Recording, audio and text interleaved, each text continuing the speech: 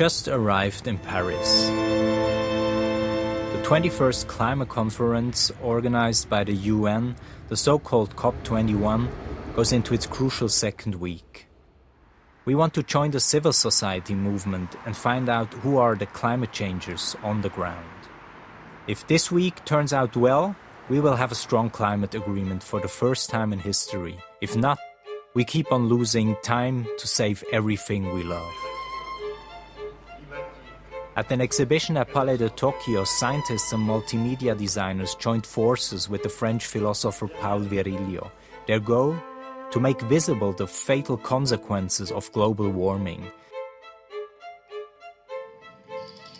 A projection on a big 360-degree screen should help to understand the complexity and multiple effects of global warming and how it threatens the life of millions of people around the globe. The illustration of the scientific facts is overwhelming.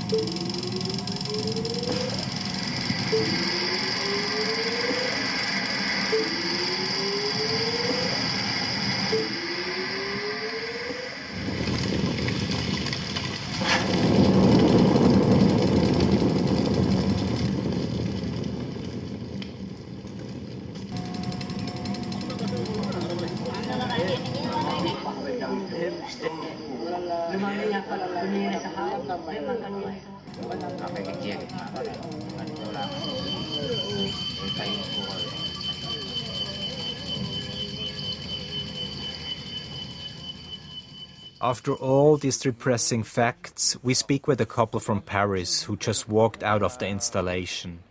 What do they do with all the evidence just experienced? On prend conscience que finalement une élévation de très peu de centimètres commence déjà à impacter beaucoup et puis qu'effectivement les pays pauvres vont être beaucoup plus impactés que les pays riches qui vont réussir à mieux se défendre. Alors déjà c'est les pays riches qui sont les plus responsables et puis c'est eux qui vont être le moins touchés au final parce que c'est eux qui vont réussir à se défendre plus. Effectivement on en prend peut-être plus conscience. Will they react on it? Will they join the climate movement here in Paris to demonstrate against weak legislation and the big polluters? Pour démontrer. Non, j'ai pas pensé effectivement aller les rejoindre parce que pour l'instant je vois pas trop les solutions qui vont en sortir et qu'est-ce qui va être fait pour effectivement arrêter tout ça, quoi. Je reste assez pessimiste. Catastrophe naturelle, conflit.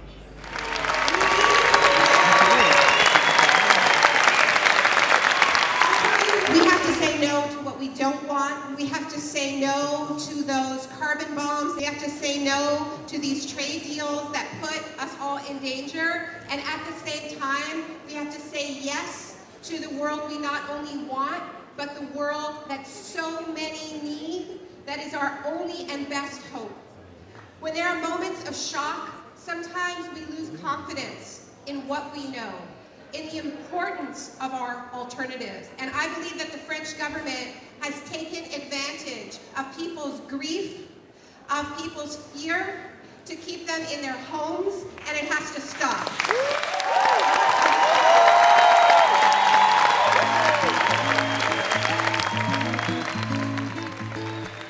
The Son Action Climat, the SAC, is the heart of the civil society movement during COP21. Naomi Klein and thousands of activists from all over the world are not willing to accept a weak climate deal. But the French government banned all gatherings, all demonstrations and marches in the street of Paris because of the terrorist attacks in November, 2 weeks before the climate conference began. But the activists here don't let anybody shut their mouths. They all came to Paris to raise their voices against oil companies and other big polluters. People will gather at noon on the 12th of December, 12/12/12, to honor those who have died from climate change, the victims of climate change. They will use the symbol of the red lines, use red flowers to show our respect for those who have passed, not just from terrorism, but from climate change, but they will also point to the perpetrators, to the companies that have profited from the activities that have led to hundreds and hundreds of thousands of deaths, to wars, to injustices, to famines. Folks, on Saturday we'll take to the streets to point to that. That's a place to get organized. Come to the streets on the December 12th to have the last word. But it's only the last word on Paris. It will be the first word in the history of climate justice.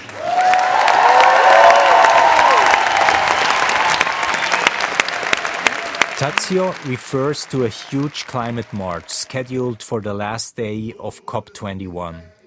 The march was planned since months by the Coalition Climat 21 that represents more than 130 civil society organizations from all over the world. The coalition has also set up a one-week program at the SAC with discussion panels, presentations, workshops and exhibitions. One thing is evident: climate change has become much more than just a concern of scientists and environmentalists. It has become a social topic. Labor unions and social movements, as well as human rights, environmental and religious groups, they all stand together in solidarity against climate change. But who are all these people? What drives them? Among others, we meet Simon Mbata. He came from South Africa to represent the global community of trash pickers and prepares for a workshop with his counterpart from Taiwan. Trash pickers are part of the solution to climate change, he says. They recycled all kinds of materials and they treat waste as a valuable resource. Simply, around the world, we have millions, more than a million of people who are picking waste every day. They are contributing to the GDPs of the countries. They are contributing to reducing emissions. They are also providing livelihoods for their families. But people don't recognize that. Where waste is valued, where waste is seen as resources. And part of the solution. Part of the solution to the climate change at the end. Okay. Cool, man. Thanks so much. Have a great day. Mobilization happens everywhere this week. We meet clowns and street performers who join the activists and use their creativity to speak out for a strong climate deal. The police was always present, but normally they did not intervene. We also meet a group who is preparing an action in a headquarters of a big French car manufacturer. As we would learn these following days, dozens of those flash mobs were organized during COP21. They mainly targeted the companies that sponsored the official climate conference to greenwash their images. Usually not selling bikes, we're showing them what they actually should sell, which is bikes. Maybe you can have a guess which company it is or what they might sell usually. It's not far from here, it's 1.5 kilometers by bike. We will lock the bikes there and then walk 100 meters to this action. Flood their room, and the action will not take very long. Maximum 5 minutes. We don't want the police show up, we want to disperse very quickly afterwards. Many of you have been active in the last weeks here in Paris for the COP, trying to organize actions to be there, influence the political world. In Montreuil, at the outskirts of Paris, we come across another huge gathering of civil society. Friends of the Earth is a global grassroots environmental network with more than 5,000 local activist groups all over the world. In a big hall, hundreds of them meet for what looked like a big We Are the World party, with sappy slogans, professional community building activities and a lot of flashlights. That's where we meet Atik. I've been to some countries which are affected by climate change, which have been affected by poverty. I've been to Mali in Africa, I've been to Pakistan, I've been to Jordan, and I've had a look and I've been able to see how issues of harsh winters, issues of flooding, issues of debt, issues of these things affect the world as a whole. It will affect the poorest first, it will make its way to those who are comfortable. Our religion says, eat and drink from what God has given you, but don't waste. God doesn't like wasteful people. It teaches us that the earth is given to us as a trust. When we die, we need to make sure that we keep it safe, clean, and friendly. It teaches us to be kind to animals, to plants, to people, and to everything also. So we're here to show support. The moment we arrived in Paris, everybody was kind, friendly. We have 35 visibly Muslim people, so our beards, our hijab. I think the people of Paris know that the atrocities that took place don't represent Muslims.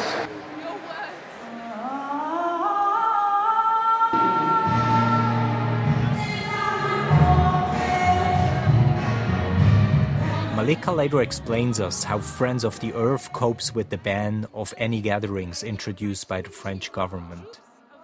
Little groups will be everywhere in the streets of Paris. So always groups of 2 persons then? Initially it was 2, but now it's possible to be more, so that will be 10, 15. The idea is that people spread to different locations in Paris and geolocalize with their smartphones. The signals then will be displayed on a digital map and will form the words climate justice written all over Paris. Welcome to civil disobedience in the age of social media. For tomorrow, are you ready?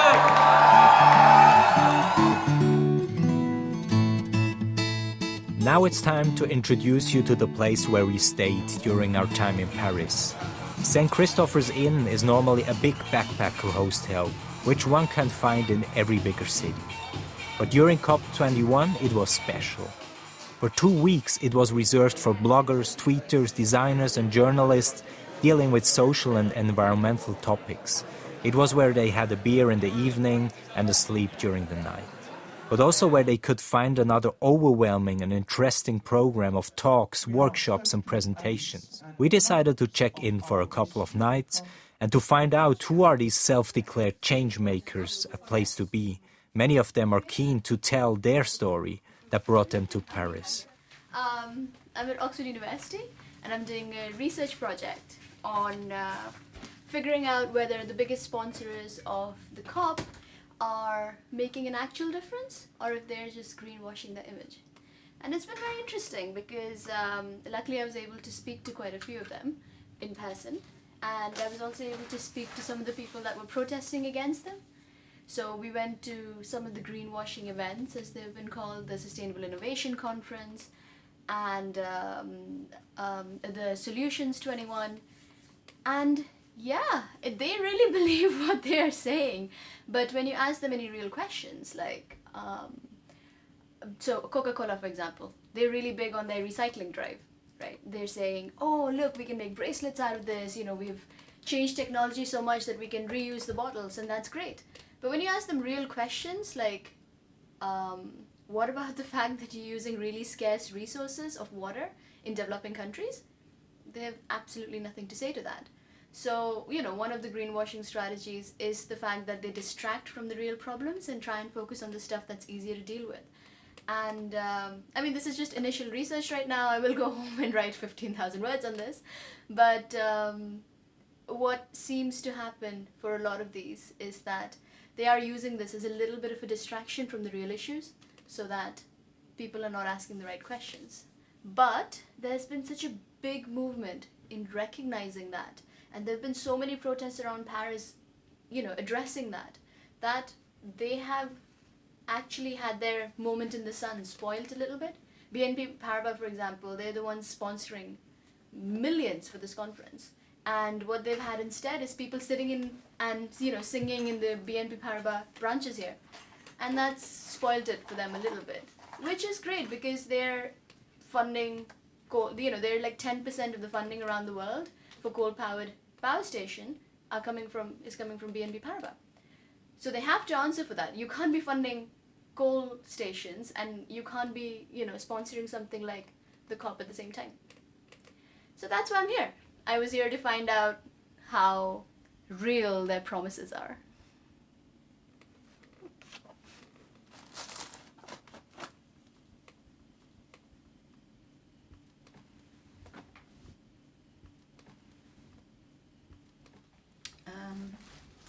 I've been a community councillor for 15 years, and I managed to organise meetings and went to community council meetings, and 9 community councils in my area objected to that first application for commercial production of unconventional gas in the UK.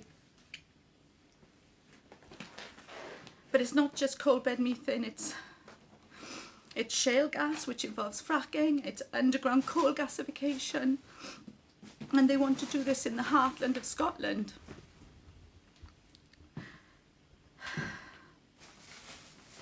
Scotland's a population of 5.4 million people, and 3.7 million people live in the heartland of Scotland, the Central Belt. And we went to the Scottish National Party conference in 2013, and we asked for a 2-kilometre buffer zone to protect us, like they had in New South Wales, Australia. And they said they were listening to communities. They're not. No.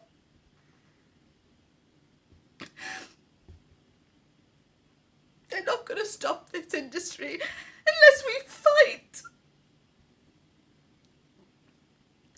Like they've done in New South Wales, and like they've done in New York. They didn't give us a 2-kilometre mandatory buffer zone. What they gave us, they gave the industry the ability to decide on buffer zones, and INEOS have decided 400 metres is sufficient. 400 metres of communities.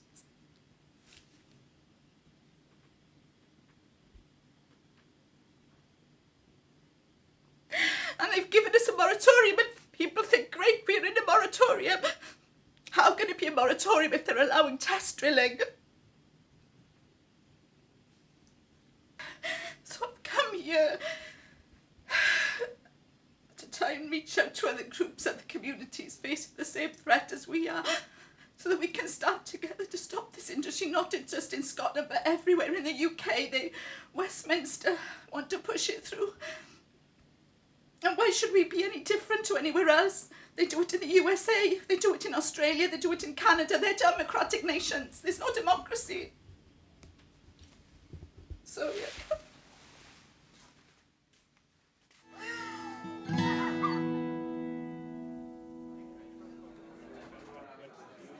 Mornings are busy at Place to Be. Everybody takes advantage of the opportunity to connect and exchange with like-minded people from more than 50 countries. Activities are planned and people mobilize others to join them. Moreover, recent outcomes of the official climate talks are called out, which unfold in conference halls at the outskirts of the city. Whoever doesn't like to be talked about world-changing projects and flamboyant ideas before having his first coffee is at the wrong place. Okay, so Three Finger Wednesday is the day we do 3 things. We smile and make other people happy, which you do naturally anyway. I'm sure you're all smilers and make other people happiers. Okay, the second thing we do is change. Change something about yourself. Every Wednesday, use this day as the day of change. Decide some things that you want to change about yourself. Stop smoking, stop eating meat, whatever. The costume is our facade, the costume is our projection. So the means of communication it is a communication. It communicates Santa Claus. That's why people ask me the question, oh, Santa, what have you got for me? Me, I want. So, that's a great opener, right, for me. I say, okay, I have something for you. I take out of the bag. Smile. And then they go, oh, okay. They're disappointed for a bit, and then they realize, how greedy are you? And then the other one smiles because, And so Santa Claus uses the Santa Claus image, the meme, you know what a meme is? M-E-M-E? Like language is a meme. It's just sounds, right? We're making sounds, but we put them together in certain patterns that have meaning, is learnable and transmittable. So we're doing the same thing with this. This is a meme also. Society, environment, economy in balance. Société, environnement, économie en équilibre. This is a meme. Cool. Excellent. I'm not saying 1.5, I'm not saying, down with capitalism. I'm dressed as Santa Claus. That's like the epitome of capitalism. But what I'm saying is, it's not about capitalism or not capitalism. It's about what you do. What are you doing in your own life, in your own family?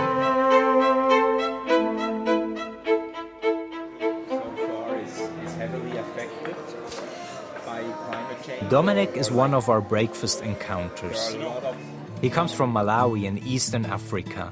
He traveled to Paris as part of Malawi's official COP21 delegation to represent the youth of his country. Before he could even touch his breakfast, we are in the middle of a discussion about the climate in his motherland. It's really true that the country is really in deep or in bad shape in terms of impacts of climate change. One, there is a lot of environmental degradation. When I'm saying that, people have cut a lot of trees, not unnecessarily, because there is no employment. People are engaged into a charcoal burning. Do you know charcoal? Yeah. Yes. The black stuff. Yes. And also, they are engaged into bricks burning, where they use the same trees to burn trees, and more importantly, those are the huge activities that are degrading our environment.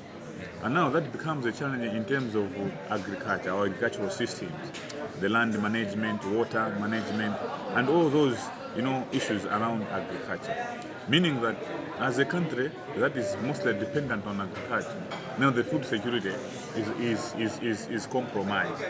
So you will see that as one very good example, that last year we had one of the worst frack.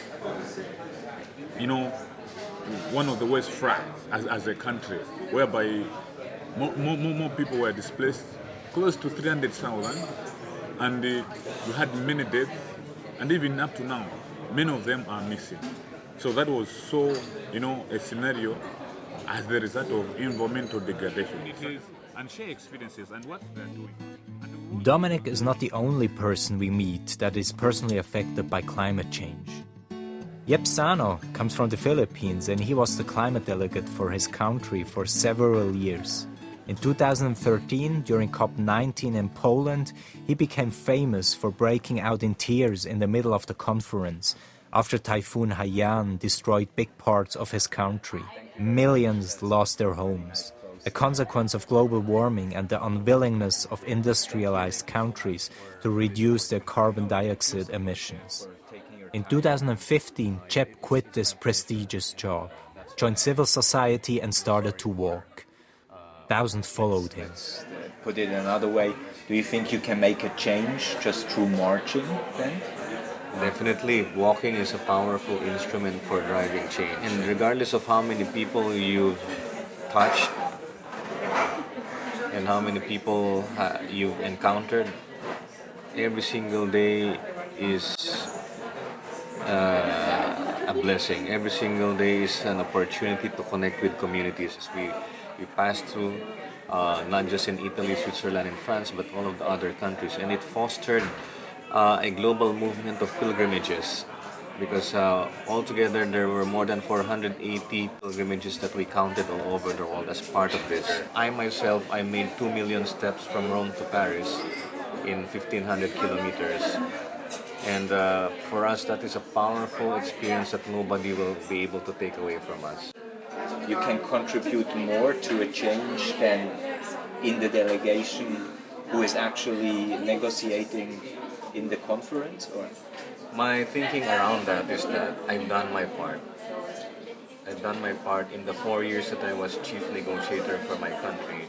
I've done my best, and I think I've made my contribution. But after that, I think the larger fight is out there, and the climate change battle will not be won or lost in those conference halls.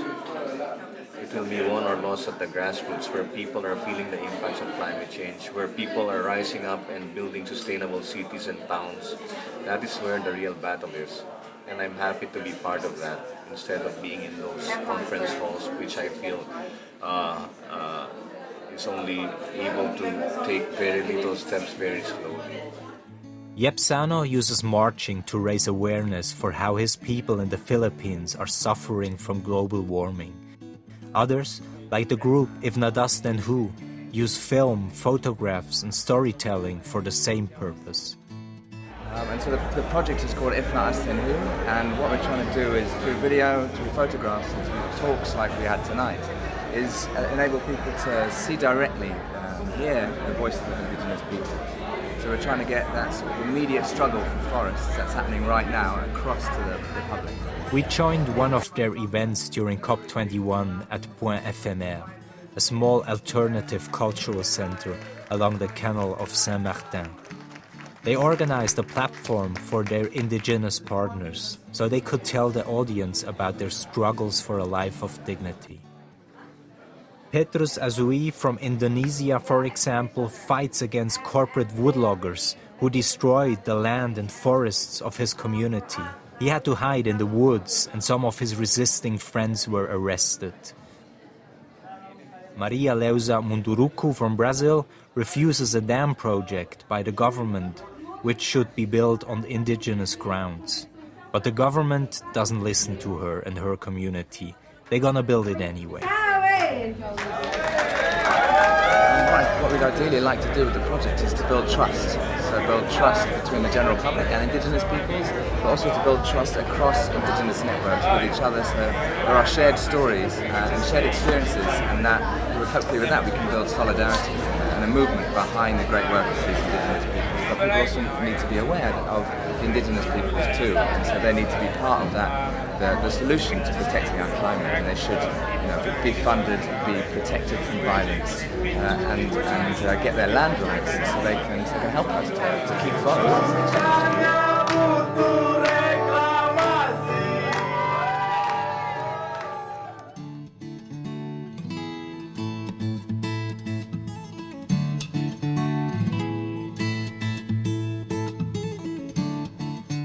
The following day, we meet David Buckland from the UK, an artist that worked on climate topics for more than 20 years.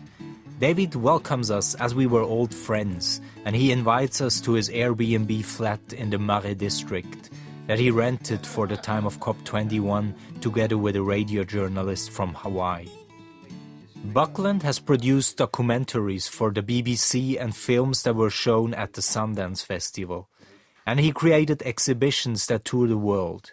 His goal? To find new narratives to talk about causes and effects of climate change. Buckland also organized ArtCOP, a web-based program that brought together cultural events that happened during the climate conference in Paris. The page hosted more than 500 activities in 52 countries, 130 of them in Paris. I am amazed what's happening right now with this. The gathering of the creatives, the cultural community to engage in climate. I'm just so excited by what's happening now. And that's a completely new shift and a new direction. Mm. So that becomes very important. You mean that people start we start to get work together to it just becomes connect. A force, a force of change. Mm-hmm.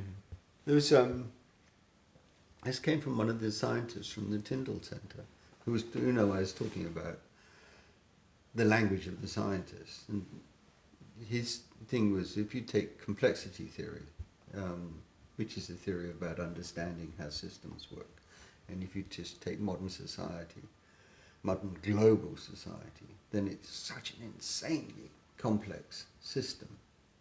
But within any complexity system, you have agents of change. And you can never predict where the agent of change will be. But suddenly in this complex system, suddenly something will happen that suddenly becomes an agent of change. And if it is then nurtured by everything around it, then the whole complexity of the structure of the system that you're dealing with fundamentally changes. And maybe culture is the real catalyst of change, but it could be something else. I'm not sure if I'm optimistic or not, but it's not a real question. If you know enough about the problem, then there is no question. You have to solve it. Something that strikes us during our visit in Paris is the role of the arts to broach the issue of climate change. Dozens of cultural centres, museums and galleries run special exhibitions and events closely linked to the COP21.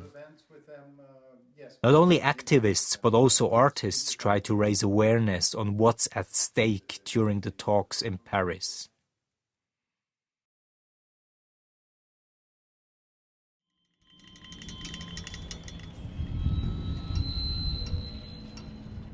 This evening we visit one of ArtCOP's projects, a public installation along the canals in La Villette. The British artist Michael Pinsky created a piece of art with objects that were dumped into the canal.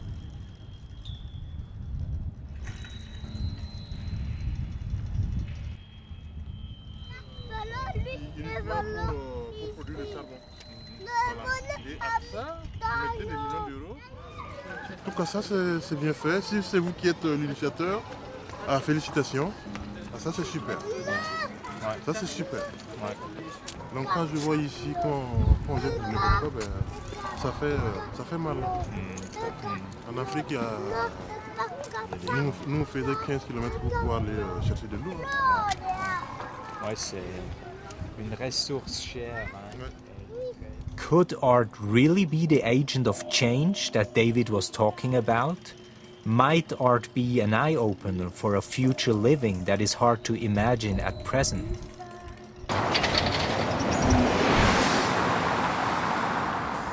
But not only was art celebrated in Paris as a possible agent of change, it was also criticized for being part of the problem, especially when it comes to the big established art institutions. On the web, a group of activists mobilized people to demonstrate in front of the prestigious halls of the Louvre. The famous museum ran a collaboration with two of the biggest oil companies in the world, Eni and Total. Many call this kind of sponsorship art washing, greenwashing through art. Okay, and why are you contributing to this? So we come from Australia and we... Ruth Cupboard from Australia is one of the activists who joined the action. I want to find out more about her engagement and the significance of her angel dress. Ruth tells me that she is part of the Climate Guardians, a group of angels safeguarding the environment and condemning companies and politicians that are contributing to its destruction.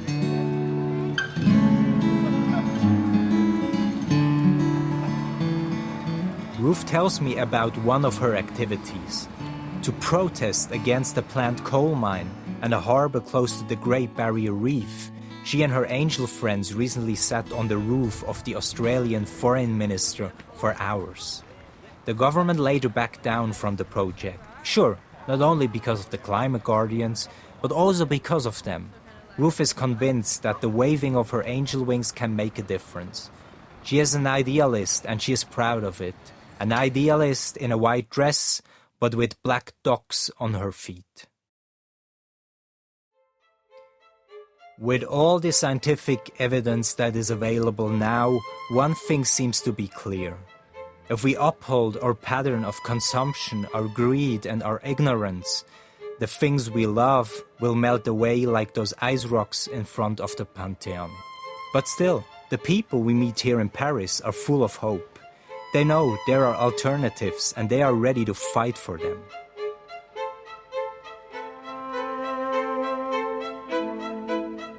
What if those had a say that keep the ice frozen instead of those who are contributing most to its melting?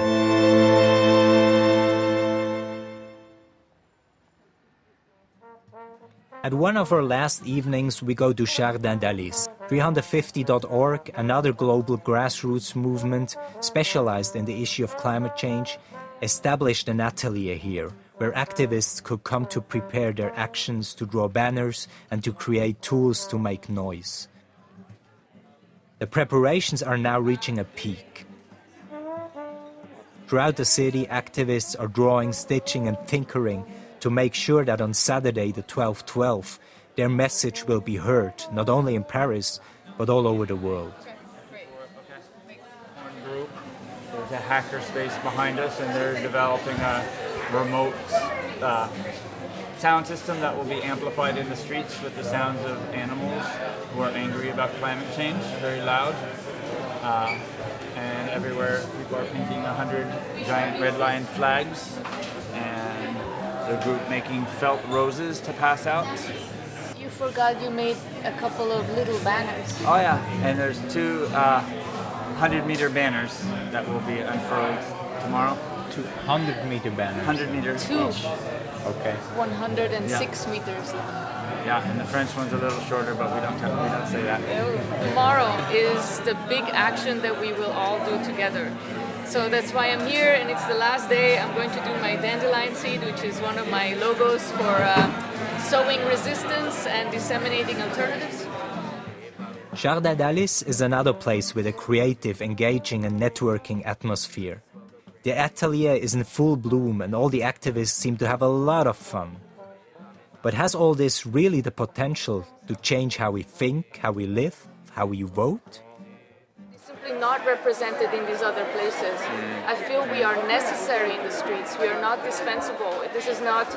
We make a lot of pretty art, but we're not decoration. This is the forum of actually the grassroots movements of the world. We do not have representation in these other forums. Each movement, each action, if it does draw people, if it does capture people's imagination, will make a difference, maybe in not such a direct cause and effect way as maybe young people would want. However, it's wonderful to see that if you lay out the course of history and you follow in the long term all of these political pushes from below in many directions, the effect does happen. Sometimes it takes longer ways, sometimes it takes shortcuts to a different result, but that was also important, was not the one you were asking for, but something else. And so overall, I think history goes forward. It's like steering a ship. It's a multiplicity of pressures that will keep the ship from going into shit, right, directly and with the nose forward. We need a million gazillion localized, culturally specific solutions in every place. Because the people at the top are not going to do it for us, you know? It's not in their interest. We need to basically fight the corporations that are keeping this groundswell from flourishing. The solutions are already there. It's already happening. People are doing things. We need to stop the push down from above. You feel that all the time, that there is this pressure from the top that your movement doesn't flourish as it could. The movement is flourishing. I'm saying the solutions are not flourishing. We head back to the SAC, where we started our journey into civil society, the day before the big gathering in the streets of Paris. Still, the organizers of Coalition Climat 21 have no permit for the big march. For many here, it will be their first demonstration. Therefore, action trainings are carried out, where novices learn how to organize in the streets and how to react when panic breaks out, or how one can help a friend when he becomes the victim of a tear gas attack. Moreover, numbers of legal support teams are handed out, and the names of lawyers are spelled, just in case anybody gets arrested by the police. Legal support team on here that you can call if you're in the process of getting arrested or you see somebody getting arrested. The organizers know this could be one of the greatest successes for their movement, as well as one of their worst defeats. They are aware of their responsibility and keep on repeating, this movement is peaceful. But what about the police? Will it let activists march and chant? Or will it enforce the emergency law by all means? Have a little bit of fear of what could happen tomorrow, or I'm curious, so I think curiosity is bigger than the fear.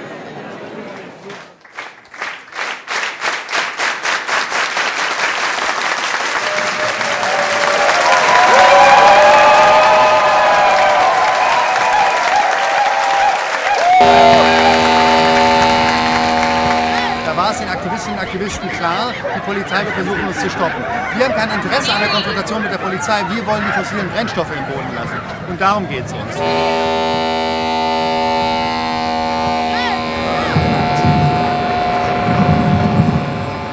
And it feels great. I feel great being here. It's a really good vibe. You know, it's great that lots of big groups and also the police said you can't do this, and thousands of people have said, well, no, we are. And I think this marks what next year's going to be like. I think 2017 we'll turn around and say this was a turning point, and how lucky was I to be here. Yeah. Extreme energy extraction. So fracking is what we see the biggest thing in the United States with us. You know, Shane on the left is from Colorado. Yeah. Colorado has 55,000 frack gas wells. I'm from Wyoming. We have 25 or 30,000. Our water has been destroyed from this. Really? And then Robert on the right is from the Council Bluffs area of Iowa, where they're actually mining all the hills flat for the sand used in fracking. Millions of the people shall loses their livelihood, their housing, their life. In 2030, more than 350 million people will be climate refugee. Yeah. So you must arrange below 1.5 in COP21. All the big polluter inside there, a civil society out of. So we believe people's power is a power.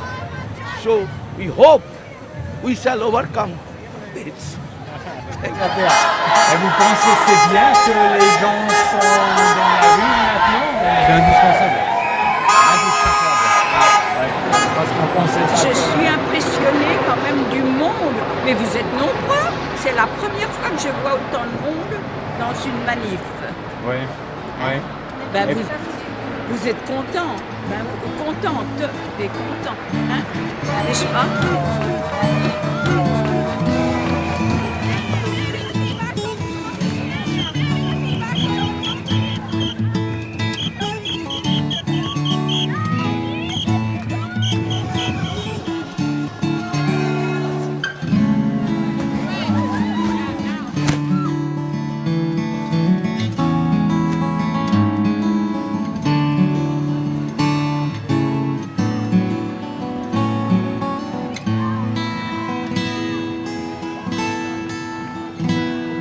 What do we want? Climate justice! When do we want it? Now!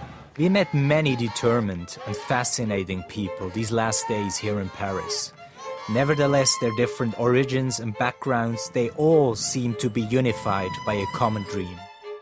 A world where people live in solidarity, where one cares about the consequences which his or her behavior has in other parts of the world. A world also where people respect the limits to growth. A world in which humanity finds a new balance with nature rather than constantly tries to overcome it. The climate changes have reached a lot. They are on the forefront of a change which is indispensable if we want to solve everything we love and rely on. But if they succeed in transforming our world into something more sustainable, peaceful and joyful, will at the end depend on whether we all become climate changers or not.